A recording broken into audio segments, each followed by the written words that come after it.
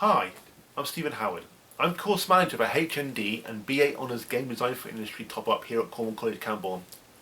Our HND is a 2-year full-time course validated by the University of Plymouth.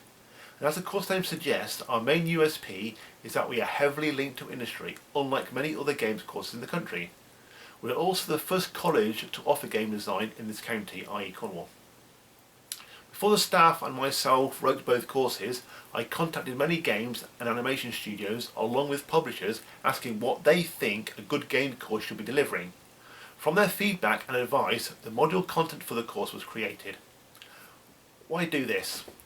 Well, it's so we know what we are teaching is totally industry relevant, so graduates can leave knowing they have full confidence in the skills and techniques they have been taught to get them a job in their chosen career.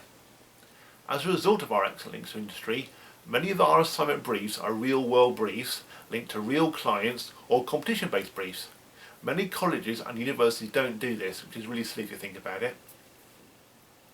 Students have created artifacts and games for the College's Military Academy, the British Armed Forces, Geek Fest, which is like a local sort of games conference cosplay event, 3D World Magazine, 3D Artist Magazine, the RTS Awards, Picture in Time, and pitched to the likes of Sony and Goldfinch Entertainment.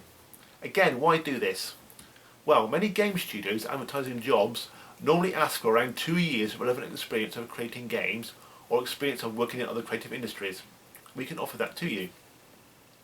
So as a result of completing our course, you can say with your hand on your heart, you have worked with real life clients on typical game design briefs, which looks great on your CV and gets you a foot in the door, so to speak, in many game studios.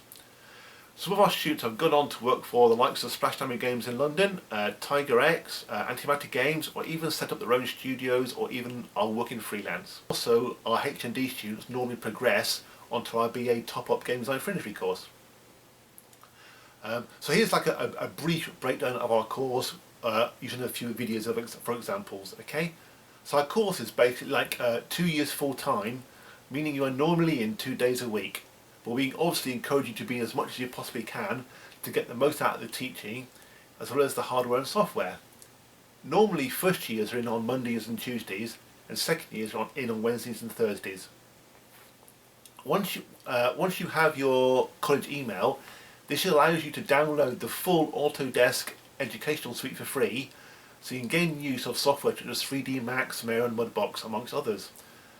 These are industry standard pieces of software allowing you to use the same software that is used to make games content for some of the big studios and independent companies, obviously. We also use the full Adobe suite along with Unreal Engine and lots of other software that has been used to make games such as Fortnite and Borderlands, etc. Again, Unreal is free to download. In the first year of the course you complete 6 modules. These include Computer Game Studies and Research. This is where you learn about game theory, ludology, semiotics, flow theory, contextuality, etc., and explore topics such as the male gaze and the history of video games. Pre-production design and computer game concept art allows students to investigate all forms of concept art whilst learning drawing technique to create original artwork ready to be used to help create games content. You learn about the different styles, genres and mediums, along with how to use perspective, anatomy and Photoshop and so on. This is reinforced by regular speed painting and drawing tasks, along with more traditional skills such as gestural and life drawing, etc. 2D digital graphics and texturing for computer games further develops your Photoshop skills, as this is the backbone of the creative and games industries.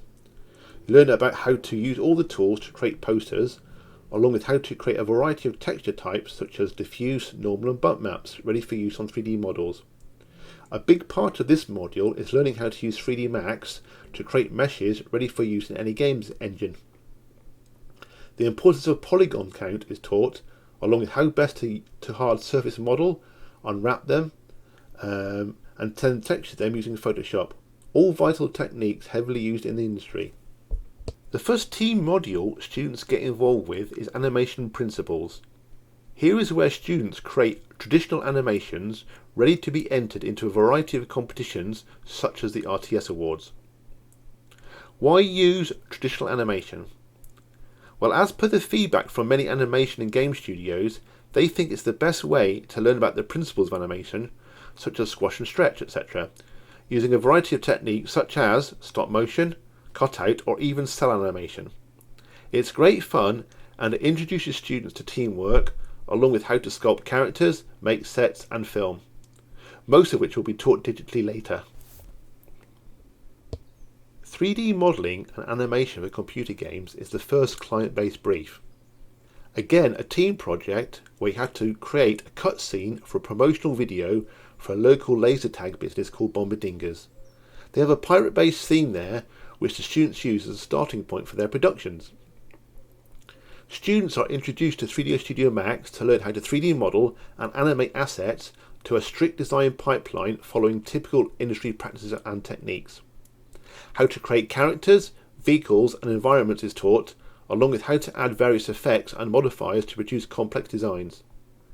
The importance of unwrapping is reinforced, along with all the techniques essential for creating industry-ready 3D content. 3D computer game engines and asset creation introduces students to the Unreal Game Engine. This is the most widely used game engine in the industry and has been used to create titles such as Fortnite and Borderlands, to name but a few. Students learn all about the game engine, creating first-person games, whilst producing all the content via 3D Max and Photoshop, etc. The second year of the course again has 6 modules which build on many from the first year. They also allow you to specialise more in an area of your own choice. The first big brief is for subject specialism. Here students are given a whole year to work on a project of their own making to develop the skills and techniques required for whatever role or career they see themselves following on graduation. This could be creating concept work for a game, it could be 3D modelling or animation, level design or coding, etc., or a mixture of all of them. Students write their own proposals stating what they are going to deliver and what they want to get out of it. This is an excellent module for developing portfolio work and for learning about typical design pipelines. 3D cut sequence design and digital audio for games introduces students to the development of creating highly detailed cutscenes for games. They also gain experience of how to create Foley sound effects and how sound is used in games and film.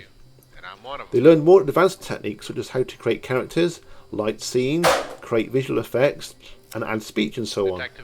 This module is often linked to live client briefs and competitions. Interview with one John Doe.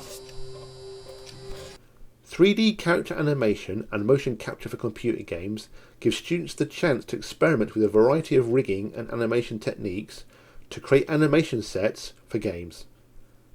They gain a basic introduction of motion capture along with how to import into a game engine such as Unreal Engine.